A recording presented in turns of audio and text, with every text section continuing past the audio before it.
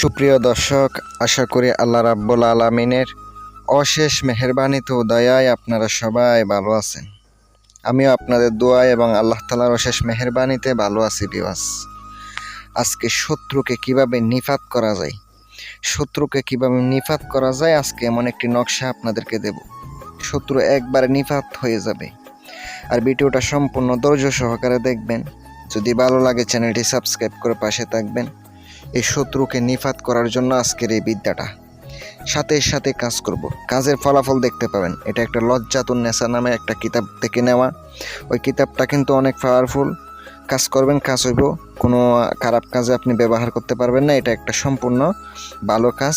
যদি শত্রু দুশ্মন তাকে যদি আপনি নিপাত করতে চান, আজকের এই বিদ্যা আপনি প্রয়োগ করে ইনশাল্লাহ আপনি শত্রুকে নিপাত করতে পারেন।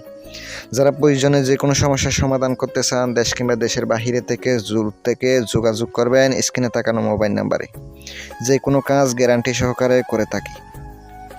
শত্রুকে নিপাত করতে হইলে শনিবার অথবা মঙ্গলবারের দিন পাক পবিত্র হয়ে উজু গোসল করে আসনে বসে পাক পবিত্র অবস্থায় আপনাকে যে নকশাটি দেখতে পাচ্ছেন, এই নকশাটি বুঝপত্রের উপরে একদিনে এক বসা অবস্থায় সুন্দর করে নকশাটা লিখে নেবেন।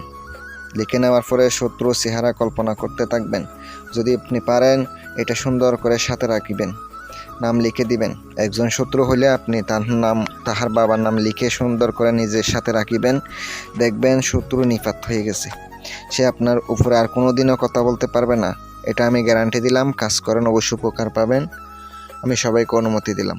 যদি কোনো প্রয়োজনে কোনো কাজ করা লাগে আপনারা আমার সাথে যোগাযোগ করতে পারেন। ভালো থাকবেন, সুস্থ থাকবেন। আসসালামু আলাইকুম ওয়া রাহমাতুল্লাহ।